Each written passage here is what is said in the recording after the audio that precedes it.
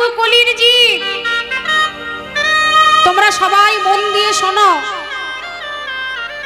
আমাকে পেতে হলে শুধু হরে কৃষ্ণ মহামন্ত্র নাম উচ্চারণ করলেই আমি ধরা দেবই দেব।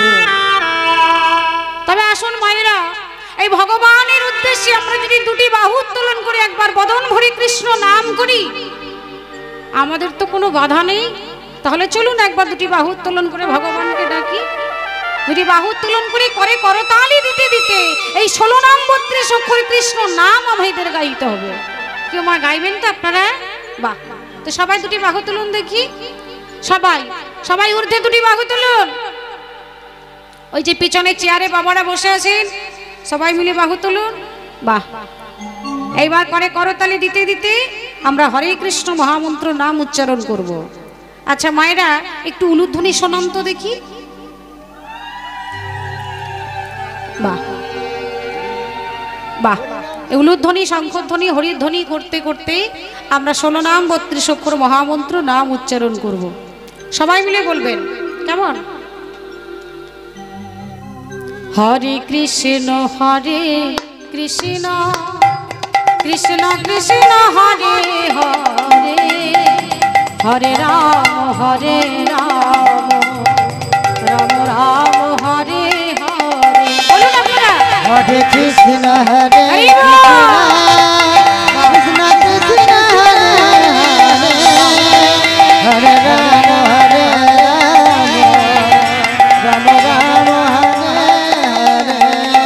হরে কৃষ্ণ কৃষ্ণ কৃষ্ণ কৃষ্ণ হরে হরে, হরে রাম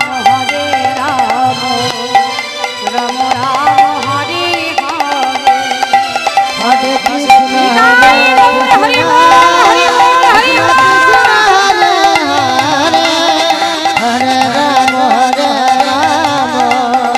রাম রাম রাম হরে হরে হরে কৃষ্ণ কৃষ্ণ কৃষ্ণ হরে হরে, হরে রাম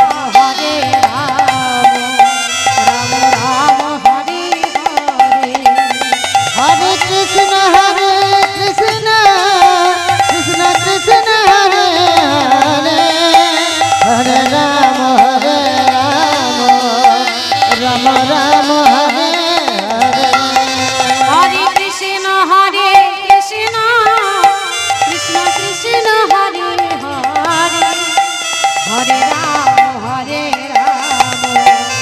রাম রাম হরে হরে। হরে কৃষ্ণ কৃষ্ণ কৃষ্ণ কৃষ্ণ হরে হরে হরে রাম রাম রাম হরে হরে হরে কৃষ্ণ কৃষ্ণ কৃষ্ণ কৃষ্ণ হরে হরে, হরে রাম রাম রাম হরে হরে। হরে কৃষ্ণ কৃষ্ণ কৃষ্ণ কৃষ্ণ হরে হরে হরে রাম রাম রাম হরে হরে। মহাজন একদিকে বললেন, নদিয়া নবদ্বীপ ধামে যে ভগবান এসেছেন, এক রমণী আর এক রমণীকে ডেকে বলছে, এই দিদি, নদিয়ার মাঝে ভগবান এসেছেন, চল একবার দেখে আসি, চল একবার দেখে আসি। সারা নদিয়া নাগরীবাসী বাবা ভগবানকে দেখতে চলেছে। হ্যাঁ গো মায়েরা, নদিয়ার বুকে ভগবান এসেছেন, তাদের যেমন আনন্দ হচ্ছে, আপনাদের আনন্দ হচ্ছে না? হচ্ছে তো? বাহ, আজকে তারা যেমন ভগবানকে দেখতে চলেছে, তাহলে আজকে আমাদেরও মনে বাসনা হলো আমরাও ভগবানকে একবার দেখি। কিন্তু আমাদের মনে বাসনা আছে ভগবানকে দেখার। এই মহতি হরি বছরেও কিন্তু ভগবান এসেছেন, কিন্তু আমাদের দুর্ভাগ্য সেই ভগবানকে কিন্তু আমরা দেখতে পাচ্ছি না। কেন ভগবানকে আমরা দেখতে পেলাম না? কেন? মহাজন বলেন, ভগবান কাছেই আছে, অথচ সেই ভগবানকে কাছে পেয়েও কিন্তু দেখতে পেলাম। তার একটাই কারণ, আমাদের মধ্যে অহংকার আছে। আমাদের মধ্যে অহংকার আছে, তাই আমরা ভগবানকে দেখতে পেলাম না। মহাজন একদিকে দাঁড়িয়ে বললেন, শুধু কি আমাদের মধ্যে অহংকার আছে? বলে না গো না, শুধু আমাদের মধ্যে অহংকারটা নেই, এমনই অহংকার করেছিল কুরুক্ষেত্রের যুদ্ধে তৃতীয় পাণ্ডব, যার নাম হলো অর্জুন। মায়েরা পঞ্চপাণ্ডবের নাম শুনেছেন তো বাবা ঠাকুর? আপনারা প্রত্যেকে পঞ্চপাণ্ডবের নাম জানেন, যুধিষ্ঠির, ভীম, অর্জুন, নকুল আর কে? সহদেব। বাহ, এই পঞ্চ পাণ্ডবদের মধ্যে তৃতীয় জন যার নাম হলো অর্জুন, সে অহংকার করেছিল। কেমন অহংকার? মায়েরা মন দিয়ে শোনো। একদিন অর্জুন দাদা যুধিষ্ঠিরকে ডাক দিলেন, দাদা যুধিষ্ঠির, দাদা, দাদা গো শোনো দাদা, আমি হলাম বিশ্বের শ্রেষ্ঠ ধনুর যোদ্ধা। আমি যদি তোমার ওই যুদ্ধে অংশগ্রহণ না করতাম তাহলে তুমি কোনোদিন যুদ্ধে জয়লাভ করতে পারতে না, পারতে না, পারতে না। আচ্ছা বাবা মায়েরা একবার ভেবে বলুন তো, আমি বলুন আর আপনারাই বলুন, যদি নিজেকে নিজে কেউ বড় বলে সে কি বড় হলো? বড় হলো না। আমি নিজেকে নিজে ভালো বললাম, নিজে নিজে বড় বললাম, আমি বড় হয়ে গেছি। সত্যি কি আমি বড় হলাম না? আমি ভালোও হলাম না আর বড়ও হলাম না। কখন বড় হব? যখন 5 জন 10 জন আমাকে ভালো বলবে আমি তবেই ভালো হব। 5 জন 10 জন যখন আমাকে বড় বলবে আমি তখনই বড় হব। কিন্তু অর্জুনের মনে একটা অহংকার এসে গেল। অর্জুন দাদা যুধিষ্ঠিরকে ডেকে বলছে, দাদা, দাদা, আমি হলাম বিশ্বের শ্রেষ্ঠ ধনুর যোদ্ধা। তাহলে আপনারা বুঝতে পারছেন এটা অর্জুনের অহংকার কি মায়েরা? তাই তো, এটা হলো অর্জুনের অহংকার। সঙ্গে সঙ্গে আর একজন ছুটে এলেন। এইবার যিনি ছুটে আসছেন তিনি হলেন ওই কুরুক্ষেত্রের যুদ্ধে দ্বিতীয় পাণ্ডব, যার নাম হলো ভীম। ভীমের নাম আপনারা শুনেছেন? ভীম ছুটতে ছুটতে এসে দাদা যুধিষ্ঠিরকে ডাক দিয়ে বলে উঠলেন, যুধিষ্ঠির দাদা, যুধিষ্ঠির দাদা, যুধিষ্ঠির দাদা, আমি হলাম বিশ্বের শ্রেষ্ঠ গদা যোদ্ধা। আমি হলাম বিশ্বের শ্রেষ্ঠ গদা যোদ্ধা। ও মায়েরা, ভীম যে গদা নিয়ে যুদ্ধ করে গো, ভীম যে গদাটি নিয়ে যুদ্ধ করে বাবা, সেই গদাটার ওজন ছিল 3200 কেজি, অর্থাৎ 80 মণ। 80 মণ ওজনের গদা নিয়ে মা ভীম যুদ্ধ করে। তা সেই ভীম দাদা যুধিষ্ঠিরকে ডেকে বলছে, দাদা, দাদা, আমি হলাম বিশ্বের শ্রেষ্ঠ গদা যোদ্ধা। তাহলে মায়েরা কি বুঝলেন? একে অর্জুন অহংকার করছে আর এদিকে ভীম অহংকার করছে। যখন অহংকার করলেন, এ বলছে আমি বড়, সে বলছে আমি বড়। যুধিষ্ঠির, ভীম, অর্জুন 3 ভাই ভাই কথা হচ্ছে। 3 ভাই ভাই যখন কথা হতে হতে হতে হতে বাবা হঠাৎ লক্ষ্য করলেন ভীম শুনতে পাচ্ছে কি যেন পিছন থেকে খিলখিল করে হেসে উঠেছে, কি যেন পিছন থেকে খিলখিল করে হাসছে। ভীম তখন কণ্ঠস্বরটি শুনতে পেয়ে চারিদিকে দেখছে আর বলছে, কে রে? এত বড় স্পর্ধা, এত বড় সাহস, আমার কথা শুনে হেসেছে, কে তুই? চারিদিকে দেখছে মা, কিন্তু কাউকে দেখতে পাচ্ছে না। হঠাৎ হঠাৎ লক্ষ্য করলেন এক বৃক্ষের উপরে একটি কাটা মুন্ডু ঝুলছে। তার দেহটা নেই, শরীরটা নেই, কিন্তু একটা কাটা মুন্ডু বৃক্ষের উপরে ঝুলছে। ওই কাটা মুন্ডুটির চেহারাটা কেমন না, মাথার চুলগুলো তার খোঁচা খোঁচা হয়ে আছে, চোখগুলো লাল লাল বড় বড় হয়ে আছে, মুখের রং কালো আলকাত্রার মতো, আর দাঁতগুলি তার সামনের দিকে বেরিয়ে আছে। ও মায়েরা, যখন ওই বিশ্রী লোকটি ভীমের দিকে তাকিয়ে তাকিয়ে হাসছে বাবা, ভীম তখন রেগে গিয়েছে মা। আপনারাই ভেবে বলুন তো, অমন একটি বিশ্রী লোক যদি ভীমের দিকে তাকিয়ে তাকিয়ে হাসে, তার কি রাগ হবে না? তো ভীম তখন রেগে গিয়ে তার ওই 80 মণ ওজনের গদাটিকে হস্তে করে তুলে, যেই না গদাটি তুলে নিয়েছে, গদাটি হস্তে করে ধরে চিৎকার করে বলে উঠলেন, তবে রে, অপেক্ষা কর, অপেক্ষা কর, এই মুহূর্তে আমি এই গদাটি দিয়ে তোর মুন্ডুটিকে আমি চূর্ণ বিচূর্ণ করে দেব। রাগান্বিত হয়ে ভীম গদা ধরাইল, রাগান্বিত হয়ে গদা ধরাইল, রাগান্বিত হয়ে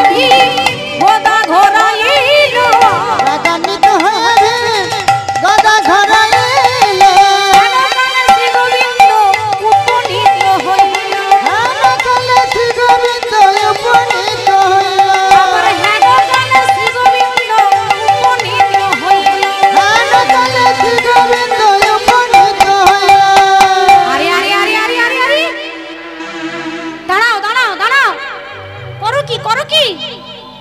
এ কি করতে যাচ্ছ তুমি? আরে ওকে তুমি মেরো না, আরে ওকে তুমি মেরো না, মেরো না, ওকে তুমি ছেড়ে দাও, ছেড়ে দাও। ও মায়েরা, ভীম যখন গদাটি নিয়ে কাটা মুন্ডুটিকে মারার জন্য ধেয়ে যাচ্ছে না, অনাদি আদি বাবা গোবিন্দ ছুটে এসে বলে বলে, আরে ভীম ওকে তুমি মেরো না, ওকে তুমি ছেড়ে দাও। দয়াময়, ওকে আমি মারবো না, ছেড়ে দেবো কেন? ও তো আমার কেউ হয় না, ও তো আমার কেউ হয় না, তাহলে ওকে আমি মারতে যাব? তুমি আমাকে আটকে দিচ্ছ কেন? আরে ছেড়ে দাও প্রভু, এই গদাটি দিয়ে আমি এই মুহূর্তে মুন্ডুটিকে চূর্ণ বিচূর্ণ করে দেব। দাঁড়াও দাঁড়াও ভীম, এই গদাটি দিয়েই ওর মুন্ডুটিকে চূর্ণ বিচূর্ণ করার আগে তুমি আমার কথাটা একবার শোনো। ওকে তুমি মেরো না, ওকে তুমি ছেড়ে দাও, কারণ ওর সঙ্গে তোমার একটা সম্পর্ক আছে। কি সম্পর্ক আছে? অমন একটি বিশ্রী লোক, অমন বিশ্রী দেখতে, ওর সঙ্গে আমার কোনো সম্পর্ক থাকতে পারে? আছে আছে আছে, আমার কথাটা তো মন দিয়ে শোনো। ওর সঙ্গে তোমার একটা সম্পর্ক আছে। বলে, বলো প্রভু কি সম্পর্ক? তুমি যখন বলছো তাহলে তো আমাকে শুনতেই হবে। তাই কই তুমি বলো তো দেখি। শোনো, তোমার বংশ হলো চন্দ্রবংশ, তোমার বংশ চন্দ্রবংশ, আর তোমার নাম হলো তো ভীম। তোমার পুত্র ঘটোৎকচ, আর ঘটোৎকচের পুত্র হলো এই কাটা মুন্ডুটি, যার নাম হলো বর্বরিক। তাহলে ভক্তমণ্ডলী, ভক্তিবতী মায়েরা কি বুঝলেন? ভীমের পুত্র ঘটোৎকচ, ঘটোৎকচের পুত্র হলো কাটা মুন্ডু, যার নাম হলো বর্বরিক। তাহলে ভীম আর বর্বরিক সম্পর্কে কে হলো বলুন তো?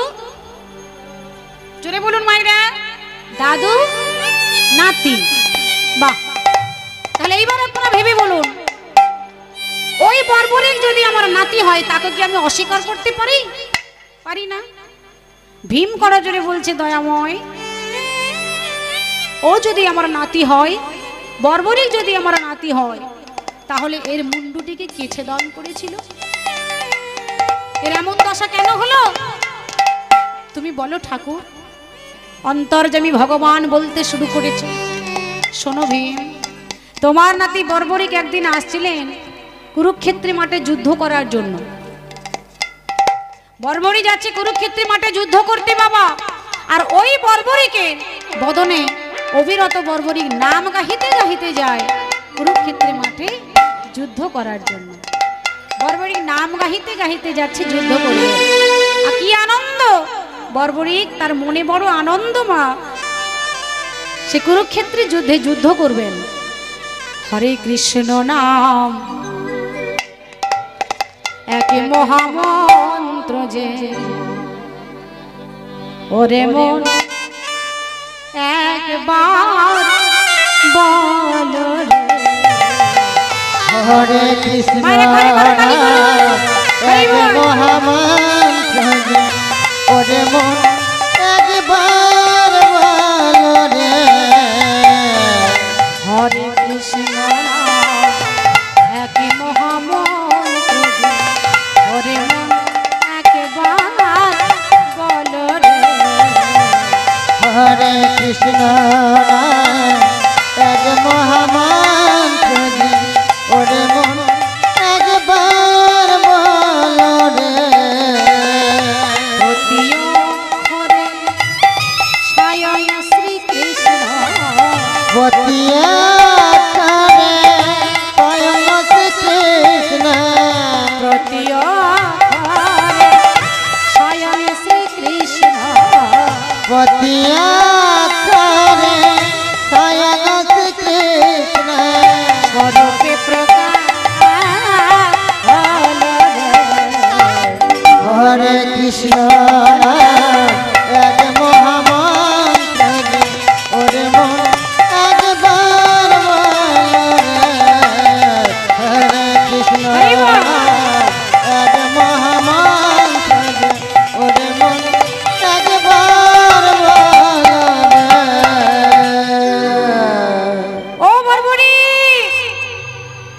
বর্বরিক নাকি?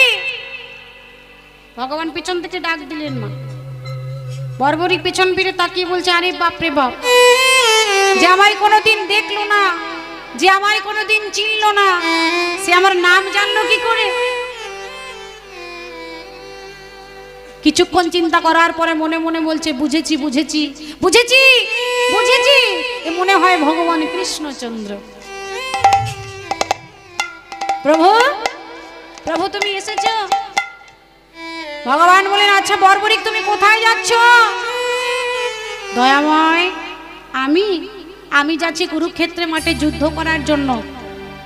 বাহ, আচ্ছা বলো তো, তুমি কুরুক্ষেত্রে মাঠে যাচ্ছ যুদ্ধ করবে, কাদের হয়ে যুদ্ধ করবে? কেন? আমি কৌরবদের হয়ে যুদ্ধ করব। কেন কেন? কৌরবদের হয়ে তুমি যুদ্ধ করতে যাবে কেন? তুমি কি জানো না পঞ্চ পাণ্ডবরা তোমার কে হন? বলে, জানি জানি, আমি তো খুব ভালো করে জানি ওনারা আমার দাদু হন, কিন্তু আমি আমার দাদুদের পক্ষে যুদ্ধ করতে পারবো না। দাদুদের পক্ষে যুদ্ধ করব না, তার কারণ আছে। আমার গুরুদেব বলেছেন, যে পক্ষ দুর্বল থাকবে তুমি সেই পক্ষের হয়েই যুদ্ধ করবে। তুমি তো অন্তর্যামী ভগবান, তুমি তো অন্তরের কথা সবই বোঝো, সবই জানো, তুমি সব বোঝো, আর তুমি এটা বোঝো না? জানো দয়াময়, তুমি বোঝো, তুমি তো সবই বোঝো, আচ্ছা তুমি এটা বোঝো না? শোনো, আমি তোমাকে বুঝিয়ে বলছি। আচ্ছা তুমি বলো তো, যে পক্ষে কৃষ্ণ রয়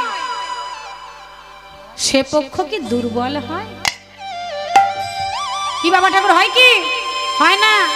যার পক্ষে কৃষ্ণ থাকবে তার পক্ষ কোনোদিনের জন্য দুর্বল হতে পারে না।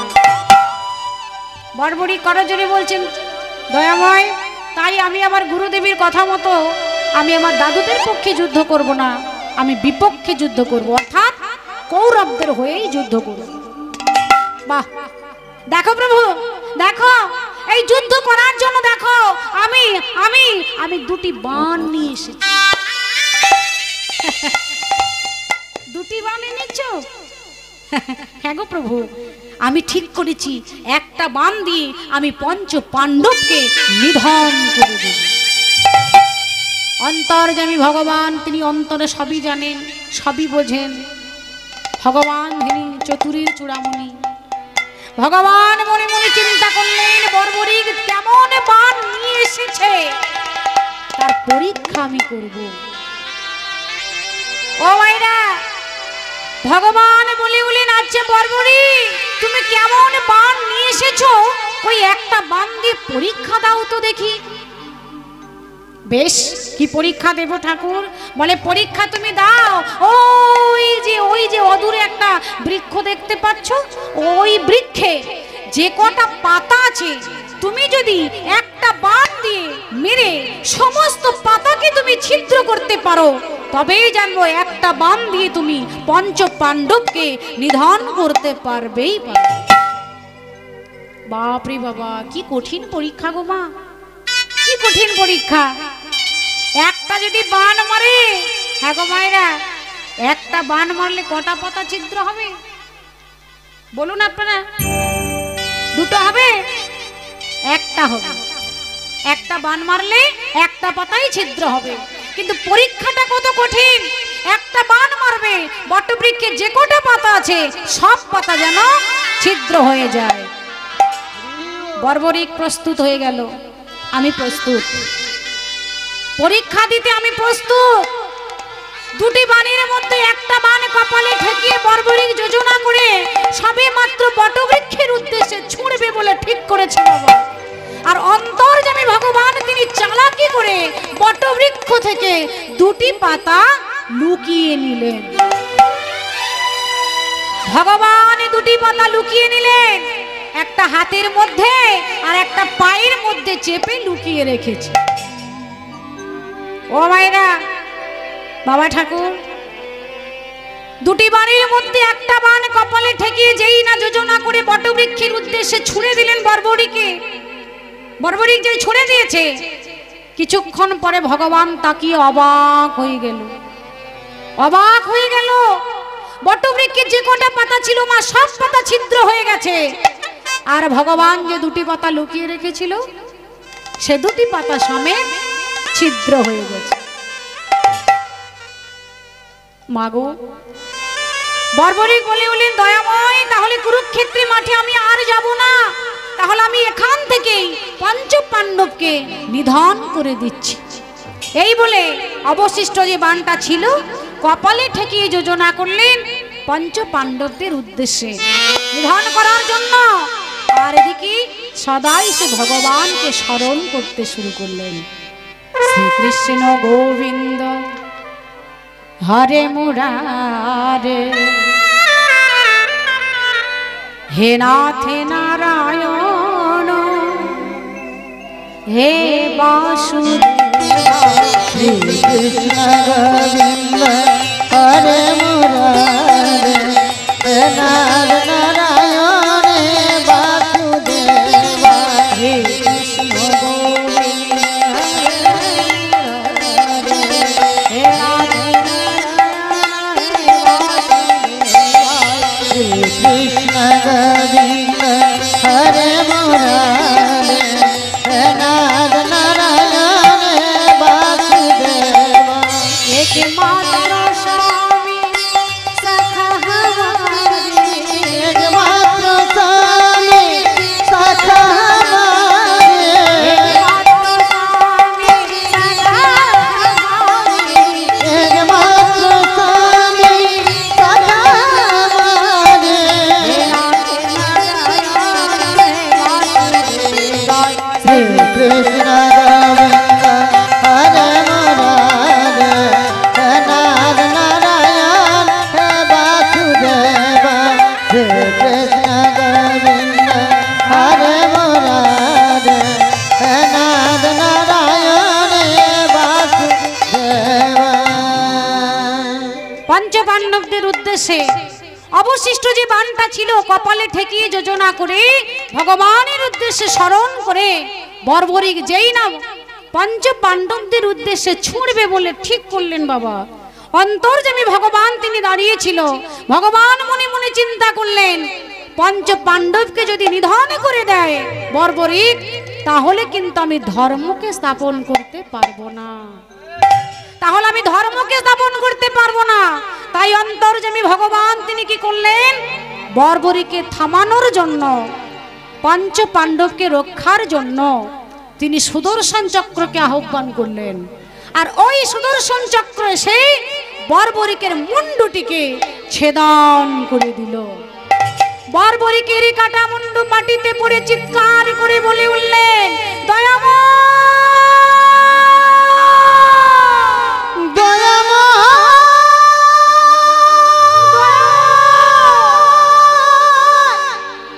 কি করলে ঠাকুর?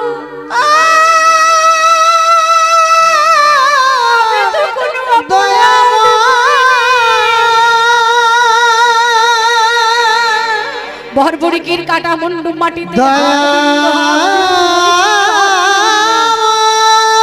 অনাদি আদি গোবিন্দ ছুটে গিয়ে বর্বরিকের কাটা মুন্ডু মাটিতে পুড়িয়ে দিলেন। বলে বললেন,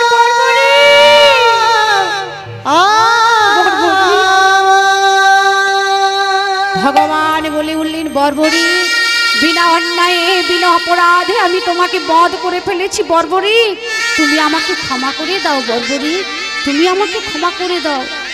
আমি তোমাকে আশীর্বাদ করি, তোমার এই কাটা মুন্ডুটি আমি ওই বটবৃক্ষে ঝুলিয়ে দিলাম।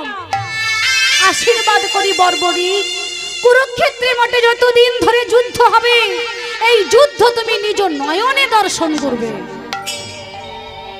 আরো আশীর্বাদ করি, কুরুক্ষেত্রে মাঠে যুদ্ধক্ষেত্রে যারা যুদ্ধ করতে আসবে তুমি সবাইকে দেখতে পাবে, কিন্তু তোমাকে কেউ দেখতে পাবে না। মাগো, ভগবানের আশীর্বাদে আজ বর্বরিকের কাটা মুন্ডুটি ওই বৃক্ষতে ঝুলিয়ে দিলেন। কুরুক্ষেত্রে মাঠে যে 18 দিন যুদ্ধ হয়েছিল, সেই যুদ্ধ ভগবানের আশীর্বাদে বর্বরিকের ওই কাটা মুন্ডু নিজ নয়নে সে দর্শন করেছিল। মাগো, আজ সেই দাপর যুগে ভগবান কৃষ্ণ তিনি আজকে এসেছেন আমাদের কাছে কলির জীবকে উদ্ধার করার জন্য, সারা কলির জীবকে চেতনা দিতে, চৈতন্য প্রদান করতে আজ ভগবান উপস্থিত হলেন আমাদের কাছে। পূর্ণিমার চাঁদ হয়ে এসেছেন সে যে অন্ধকারকে দূরীভূত করার জন্য। মহাজন একদিকে দাঁড়িয়ে ভাবাবৃষ্ট হলেন, পূর্ণিমারও চন্দ্র যিনি কিরণ প্রকাশ, পূর্ণিমার চন্দ্র যিনি কিরণ প্রকাশ, পূর্ণিমার চন্দ্র যিনি কিরণ প্রকাশ, পূর্ণিমার চন্দ্র যিনি কিরণ প্রকাশ। দূরে গেল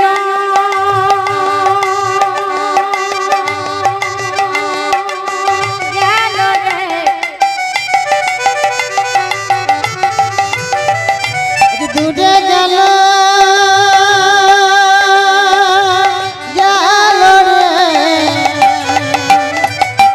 দূরে গেল অন্ধকার পাইয়া নৈরা, আজ দূরে গেল অন্ধকার পাইয়া নৈরা, দূরে গেল অন্ধকার পাইয়া নৈরা, আজ দূরে গেল অন্ধকার পাইয়া নৈরা। আধার দূরে গেল হে, আধার দূরে গেল হে, আধার দূরে গেল হে, আধার দূরে গেল হে, গোরা চাঁদের উদয় হে রে, আধার দূরে গেল হে, আজ গোরা চাঁদের হৃদয় হে রে, আধার দূরে গেল হে। তারপরে নন্দের ঘরে কৃষ্ণ অবতার, তারপরে নন্দের ঘরে কৃষ্ণ অবতার, তারপরে নন্দের ঘরে কৃষ্ণ অবতার, তারপরে নন্দের ঘরে কৃষ্ণ অবতার। আপনি করিলা প্রভু অসুর সংহার, আপনি করিলা প্রভু অসুর সংহার, আপনি করিলা প্রভু অসুর সংহার, আপনি করিলা প্রভু অসুর সংহার। দাপর যুগে ভগবান কৃষ্ণ তিনি এলেন কোথায়? শচী গর্ভ সিন্ধু মাঝে। আজ ভবাবৃষ্ট পদকর্তা তিনি এক পাশে দাঁড়িয়ে, ভবাবৃষ্ট পদকর্তা তিনি লেখনীতে লিখলেন, শচীর উদর এবে জন্ম নদিয়াতে, শচীর উদর এবে জন্ম নদিয়াতে, কলিযুগের জীব সব নিস্তার করিতে, কলিযুগের জীব সব নিস্তার করিতে, কলিযুগের জীব সব নিস্তার করিতে, কলিযুগের জীব সব নিস্তার করিতে। এলেন প্রভু নদিয়াতে, আজ এলেন প্রভু নদিয়াতে, এলেন প্রভু নদিয়াতে, আজ এলেন প্রভু নদিয়াতে, কলির জীবের উদ্ধারিতে এলেন প্রভু নদিয়াতে, আজ কলির জীব উদ্ধারিতে এলেন প্রভু নদিয়াতে, কলির জীবের উদ্ধারিতে হরি হরি হরি বলে, কলির জীব উদ্ধারিতে, হরি হরি আজ কলির জীব উদ্ধারিতে, কলির জীব উদ্ধারিতে এলেন প্রভু নদিয়াতে, এলেন প্রভু নদিয়াতে। বাসুদেব ঘোষে কহে মনে করি আশা, মনে করিয়া আজ গৌর পদ দ্বন্দ্ব মনে দ্বন্দ্ব মনে করিয়া ভরসা, করিলা ভরসা। মাননীয় ভক্তমণ্ডলী, ভক্তিমতী মায়েরা, গুপ্ত বৃন্দাবনে এতক্ষণ আমরা ছিলাম, এইবার আমরা উপস্থিত হব মধুমোষ রাম বৃন্দাবন ধাম।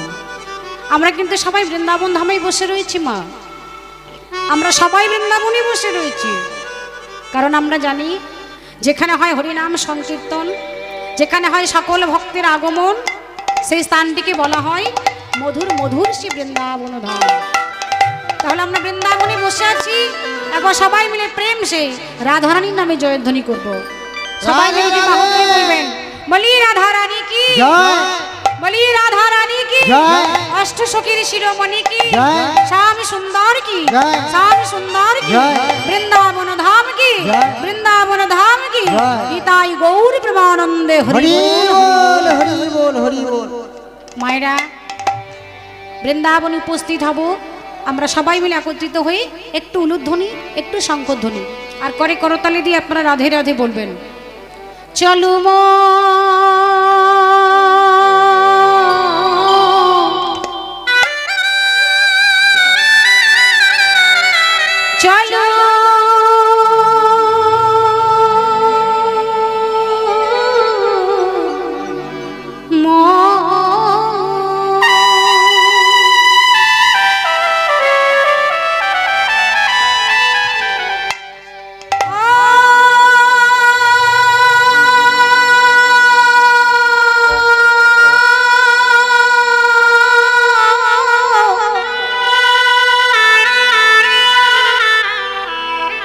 চলো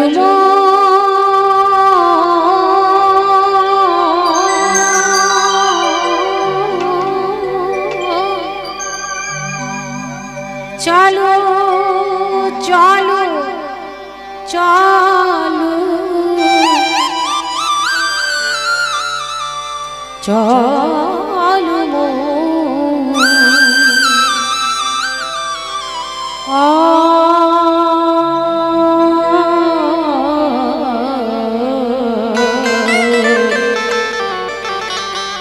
চলো বৃন্দাবন রাধে রাধে বৃন্দাবন রাধে রাধে বৃন্দাবন রাধে রাধে বলি রাধা রানী কি জয়। চলো মন চলো মন মানে হলো ধ্বনি চলো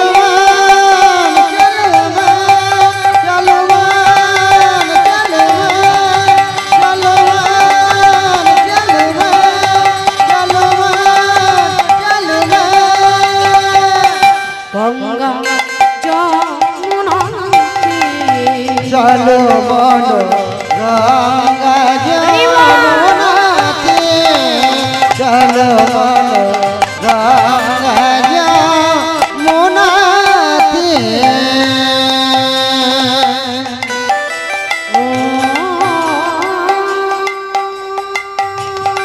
গঙ্গা যমুনা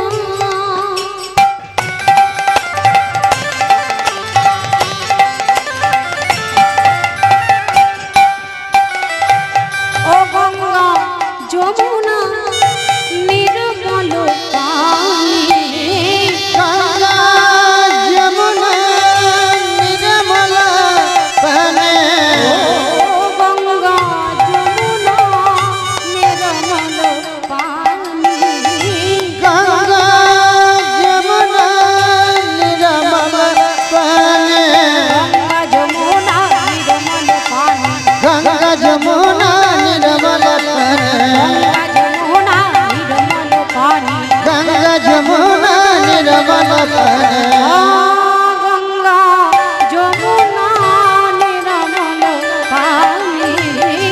গঙ্গা যমুনা নির্মল পানি শীতল শীতল শীতল শীতল পদ সরে চলো গঙ্গা যমুনাতে চলো গঙ্গা যমুনাতে চলো গঙ্গা যমুনাতে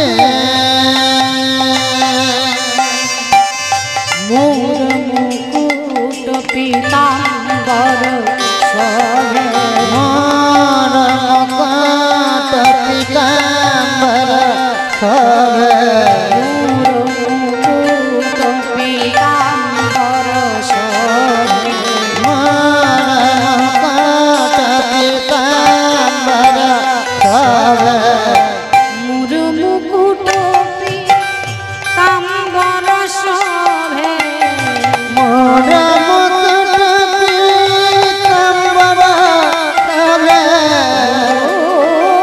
মুকুট পীতাম্বর শোভে মোর মুকুট পীতাম্বর শোভে কুণ্ডল ঝলক তাহে চলো গঙ্গা যমুনাতে চলো গঙ্গা যমুনাতে চলো গঙ্গা যমুনাতে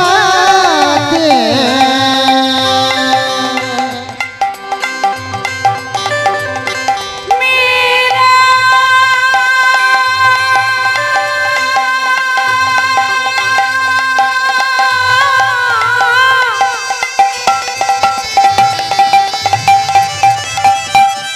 मेरा